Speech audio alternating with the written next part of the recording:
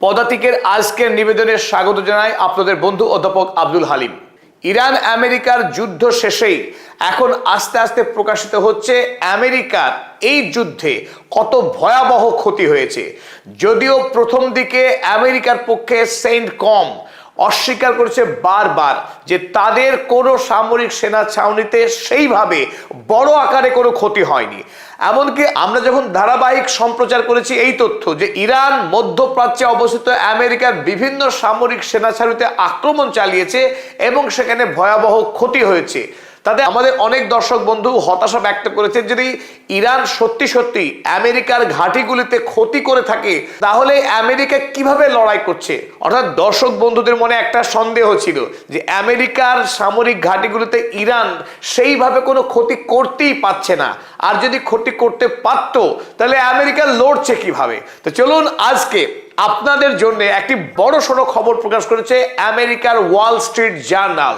তারা মধ্যপ্রাচ্যের মার্কিন সেনা ছাউনিগুলির বর্তমান অবস্থা উপগ্রহ চিত্র তুলে ব্যাখ্যা বিশ্লেষণ করবার পর বোমা ফাটিয়েছেন। সেই বোমা কি? আমেরিকার মধ্যপ্রাচ্যে অবস্থিত সবচাইতে গুরুত্বপূর্ণ ফিফথ ফ্লিট পৃথিবীর বিভিন্ন প্রান্তে আমেরিকার 7টি গুরুত্বপূর্ণ নৌঘাঁটি তৈরি করে গোটা পৃথিবীর উপরে নজরদারি চালায়। কারণ এই পৃথিবীতে নৌবাহিনীর শক্তিতে আমেরিকা অপ্রতিদ্বন্দ্বী, অদ্বিতীয়। আমেরিকার তৈরি বিরাট বিরাট যুদ্ধ জাহাজ সারা পৃথিবীর সমুদ্র দাপিয়ে বেড়ায় এবং বিভিন্ন রাষ্ট্রের উপরে চালায় সামরিক নজরদারি। ঠিক তেমনি মধ্যপ্রাচ্য যেহেতু আমেরিকার কাছে সব থেকে গুরুত্বপূর্ণ একটি বলয়, এই বলয়ের উপরে তার প্রভাব এবং কর্তৃত্ব জারি রাখবার জন্যে বাহরাইনে তৈরি করেছিল ফিফথ ফ্লিট। আর এই ইরান যুদ্ধে ইরান যখন ধারাবাহিক ড্রোন এবং মিসাইল হামলা চালাচ্ছিল ফিফথ ফ্লিট সহ বাহরাইনের একাধিক সামরিক সেনা ছাউনি, কুয়েতের সেনা ছাউনি, তবে প্রথম যে খবর প্রকাশ হয়েছে আমেরিকা বাধ্য হচ্ছে বাহরাইন থেকে তাদের গুরুত্বপূর্ণ এই ফিফথ ফ্লিট সরিয়ে নিয়ে যেতে। এবার তারা সোজা ইসরায়েলে পালাচ্ছে। এক অত্যন্ত চাঞ্চল্যকর তথ্য গতকাল রাতেই প্রকাশ হয়েছে যে আমেরিকা মধ্যপ্রাচ্যে তার ফিফথ ফ্লিটকে আর রাখতে পারছে না। তার কারণ ইরানি মিসাইল এবং ড্রোন হামলাতে সেই ফিফথ ফ্লিট, আপনারা ছবিতে দেখছেন, এই পারস্য উপসাগরে বাহরাইন নামক যে ক্ষুদ্র রাষ্ট্র রয়েছে, এই ক্ষুদ্র রাষ্ট্রের বড় একটা জায়গা জুড়ে ছিল এই ফিফথ ফ্লিট। যে ফিফথ ফ্লিট থেকেই মধ্যপ্রাচ্যের সকল দেশ, আফ্রিকার বেশ কিছু দেশ, এমনকি ভারত পর্যন্ত এই বিস্তীর্ণ অঞ্চলের উপরে সামরিক নজরদারি রাখার কাজ চালিয়ে আসছিল এই ফিফথ ফ্লিট। আর সেই ফিফথ ফ্লিটে ইরানি হামলাতে এমন অবস্থা হয়েছে তার পরিকাঠামো সম্পূর্ণ ধ্বংস হয়েছে। তাই এই মুহূর্তে আমেরিকা ইরান যেখানে ঘাড়ে নিঃশ্বাস ফেলছে তেমন কোনো জায়গায় তাদের ফিফথ ফ্লিট নিরাপদ নয়। তাই ভেবেই এখন ইসরায়েলে তারা নতুন করে ফিফথ ফ্লিট নির্মাণ করতে চলেছে। বড় সড়ো খবর। তাই আমেরিকা এতদিন অস্বীকার করে আসছিল যে তাদের সেইভাবে কোনো ক্ষয়ক্ষতি হয়নি, তাদের সৈন্যবাহিনী মরেনি, তাদের সামরিক পরিকাঠামোর এমন কিছু ক্ষতি হয়নি। কিন্তু গতকাল আমেরিকার মাটি থেকেই আমেরিকার ওয়াল স্ট্রিট জার্নাল মার্কিন সরকারের কপটতাকে ফাঁস করে দিয়েছে। চলুন আমরা দেখে নিই ওয়াল স্ট্রিট জার্নাল কি লিখেছে। How Iran devastated an American naval base and caused a US recalculation. Wall Street journal তারা এখানে পরিষ্কার করে লিখছে যে ইরান আমেরিকার এই নৌ ঘাঁটিকে এমন ধ্বংস চালিয়েছে যে বর্তমানে আমেরিকা নতুন করে ভাবছে তারা কি করবে, বাহরাইনেই রাখবে নাকি তাদের এই নৌঘাঁটি অন্য কোথাও সরিয়ে নিয়ে যাবে। আর কালকেই পরবর্তীকালে সময় যখন আরো এগিয়েছে, আরো নতুন কিছু তথ্য প্রকাশ পেয়েছে, তারপরেই ভারত থেকে দ্য টাইমস অফ ইন্ডিয়া আরো এক ধাপ এগিয়ে টাইমস অফ ইন্ডিয়া লিখেছে US to relocate fifth fleet headquarter in Bahrain to Israel. America যে ইরানের কাছে যুদ্ধে পরাস্ত হয়েছে সেই দাবি অনেকে এখন পর্যন্ত ঠিক মতো হজম করে উঠতে পারেনি। আর আমেরিকার পরাজয়ের সবচাইতে বড় প্রমাণ যে বর্তমানে আমেরিকার সরকার বাহরাইনে থাকা তাদের ফিফথ ফ্লিট অর্থাৎ নৌবাহিনীর যে সদর দপ্তর ছিল মধ্যপ্রাচ্যে আমেরিকার, সেই সদর দপ্তরকে সরিয়ে নিয়ে আমেরিকা পালাচ্ছে ইসরায়েলে। অর্থাৎ ইরানের কাছাকাছি থাকা আমেরিকার জন্য বিপজ্জনক, অর্থাৎ তাদের ঘাঁটি নিরাপদ নয়, তাদের সেনাবাহিনী নিরাপদ নয়, আমেরিকার সামরিক অস্ত্র নিরাপদ নয় ইরানি মিসাইলের হাত থেকে। চলুন দেখে নিই আমরা কয়েকটা ছবি। এখানে আপনারা দেখছেন গুগল আর্থের মাধ্যমে বেশ কিছু ছবি সংগ্রহ করেছে ওয়াল স্ট্রিট জার্নাল এবং সেই ছবিগুলোকে তারা বিশ্লেষণ করেছে। এই সমস্ত ছবি বিশ্লেষণ করে ওয়াল স্ট্রিট জার্নাল ব্যর্থহীন ভাষায় জানিয়ে দিয়েছে যে বাহরাইনের এই ফিফথ ফ্লিট মার্কিন নৌসেনাদের ব্যবহারের উপযোগী নেই। তাই নতুন করে আমেরিকার জন্য দুটি অপশন বেঁচে রইল। এক, বাহরাইনের এই ফিফথ ফ্লিটকে পুনর্নির্মাণ করতে হবে, পুনর্গঠন করতে হবে, নতুবা তাকে অন্য কোথাও নিরাপদ জায়গায় সরিয়ে নিয়ে যেতে হবে। তাই নতুন করে পুনর্নির্মাণ করে আবারও ইরানি হামলার সম্ভাবনা সেখানে পুরোপুরি রইল। তাই আমেরিকা চাইছে নিরাপত্তা। এই মুহূর্তে আমরা দেখুন যে ছবিগুলো, এই ড্রোন হামলায় মারাত্মকভাবে ক্ষতিগ্রস্ত হয়েছে স্থাপনা, মাটি গর্ত হয়ে ঢুকে গেছে একাধিক জায়গায়। এখানে গুরুত্বপূর্ণ স্থাপনা ছিল, অত্যন্ত ব্যয়বহুল, এবং আমেরিকার এই সেনা ছাউনি প্রতিটা জায়গায় মারাত্মক আক্রমণ চালিয়েছে ইরান। এই আক্রমণের ফলে যে ক্ষয়ক্ষতি হয়েছে সেটাকে ধরার চেষ্টা করেছে এই গুগল আর্থ।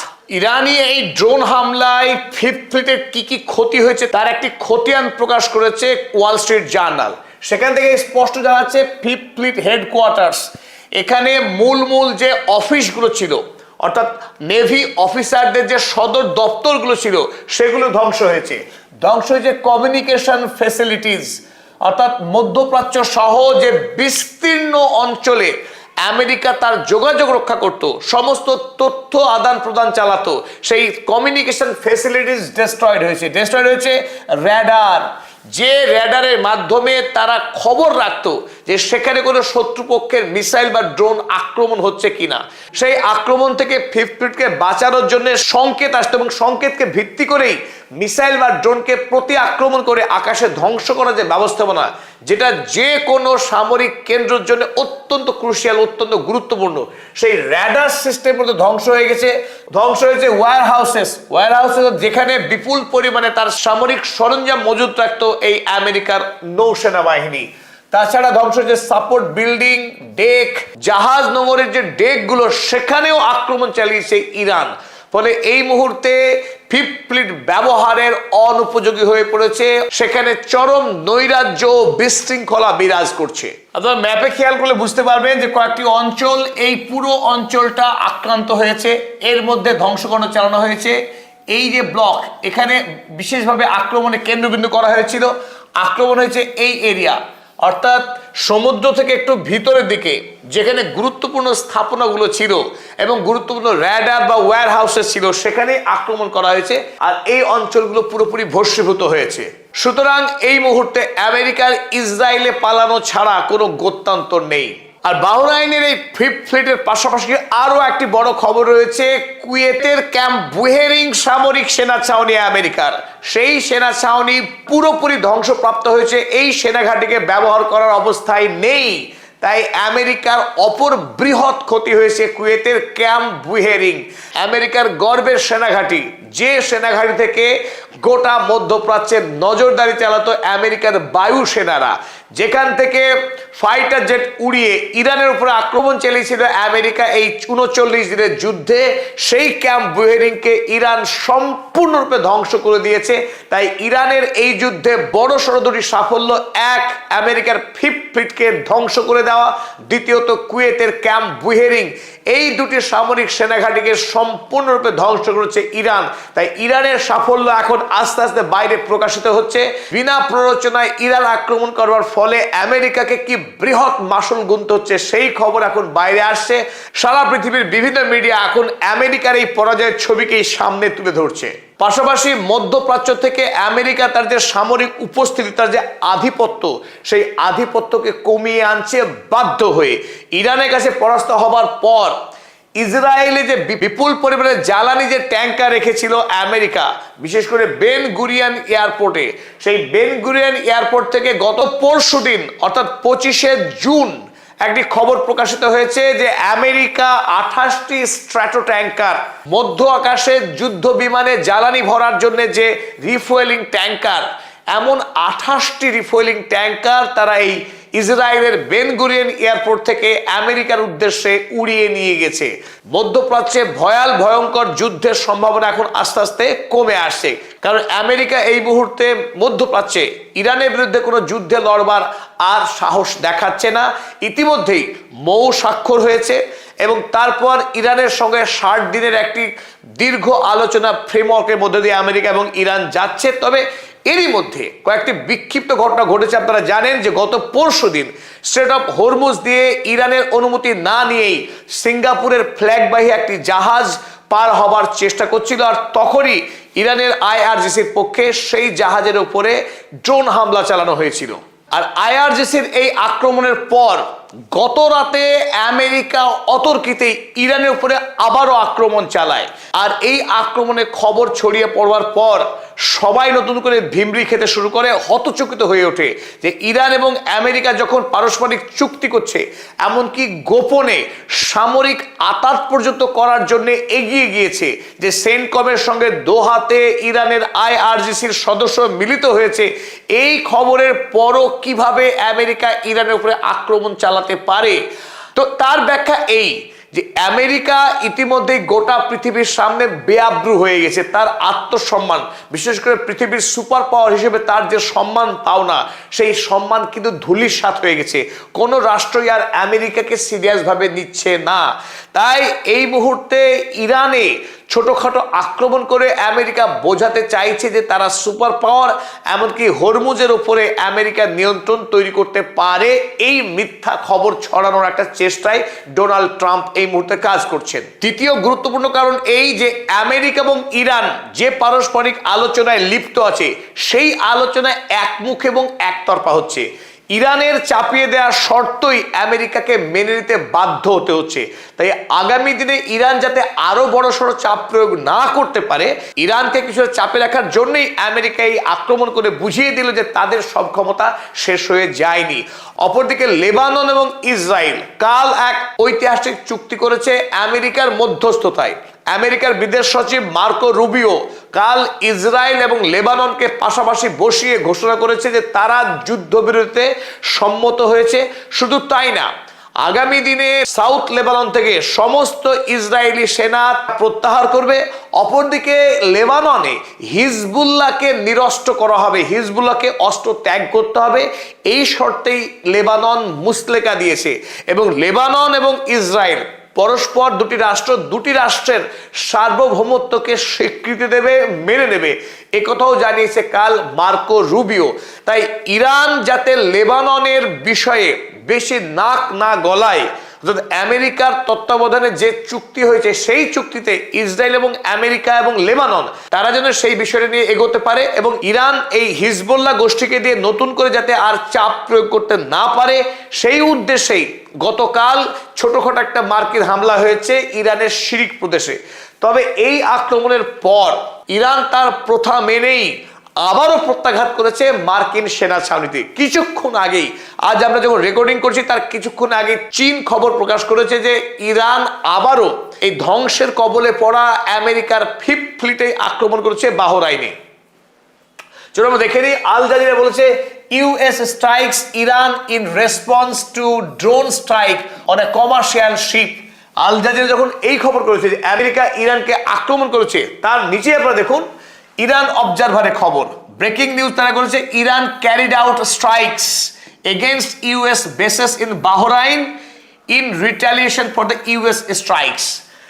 ইরানের আইআরজিসি তারা পাল্টা আক্রমণ করেছে আমেরিকার সেনা ছাউনিতে বাহরাইনে।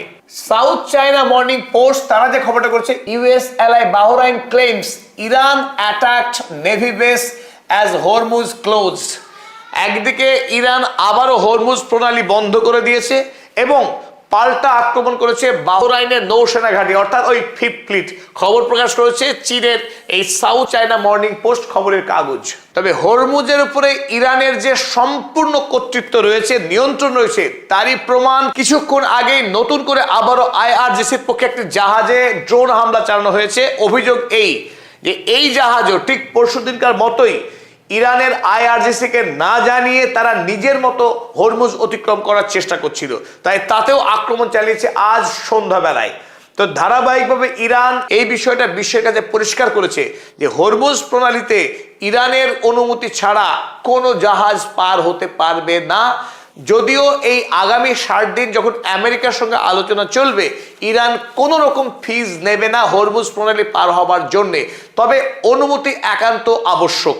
বিনা অনুমতিতে হরমুজ পার হতে গেলে তাকে ইরানি ড্রোনের সম্মুখে পড়তে হবে। সুতরাং পরিশেষে আমরা একটি মন্তব্য করতেই পারি যে আমাদের যারা দর্শক বন্ধু যারা দুশ্চিন্তা করছিলেন যে ইরান কি তাহলে এই আলোচনা আবার পিছিয়ে যাবে, না, ইরান আমেরিকার সঙ্গে যে দ্বিপাক্ষিক আলোচনা তাতে আপার হ্যান্ডে রয়েছে, অর্থাৎ আলোচনা রাশ ইরানের হাতে রয়েছে। এমনকি যদি আমেরিকা যুদ্ধ চায় তাতেও ইরান প্রস্তুত রয়েছে। ইতিমধ্যেই আমেরিকার দুটি বেসকে সম্পূর্ণরূপে ধ্বংস করেছে। যতটা খবর বাইরে এসেছে, এখনো অনেক খবর আসতে বাকি। আগামী 2 মাস বা 3 মাস ধরে ধারাবাহিক একটার পর একটা গোপন তথ্য বাইরে প্রকাশ হবে যে আমেরিকার কত সৈন্য মারা গিয়েছে আর কোন কোন সামরিক ঘাঁটি রীতিমতো ধ্বংসপ্রাপ্ত হয়েছে। এই অপেক্ষায় আমরা তো রয়েছি। তবে আপনাদের এটুকুই আমরা আশ্বস্ত করব যে ইরান এই যুদ্ধে জয়ী হয়েছে এবং আমেরিকা নতুন করে আর ইরানের সঙ্গে যুদ্ধে লড়বার কোনো মানসিকতায় নাই, বরং আমেরিকা এখন ইরান ছেড়ে পালাচ্ছে, মধ্যপ্রাচ্য ছেড়ে পালাচ্ছে। আপাতত এই মুহূর্তে ইসরায়েলে তারা শরণ নিচ্ছে, ইসরায়েলে আশ্রয় খুঁজছে, কারণ ইরানি ড্রোনের রেঞ্জ থেকে তারা এই মুহূর্তে পালাবার চেষ্টা করছে। তবে তাতেও শেষ রক্ষা নিশ্চিত করে হবে না, কারণ ইরান তার ড্রোনের পাল্লাকে ঠিক অনুরূপভাবে বাড়িয়েই যাবে। আজকে এখানেই শেষ করছি। আমাদের সকল দর্শককে অসংখ্য ধন্যবাদ এবং কৃতজ্ঞতা জানাই আমাদের সাথে থাকবার জন্য। আর যারা এখনো পর্যন্ত পদাতিক চ্যানেল সাবস্ক্রাইব করেননি তাদেরকে আরো একবার অনুরোধ করি, আমাদের চ্যানেল সাবস্ক্রাইব করুন, সঙ্গে থাকুন।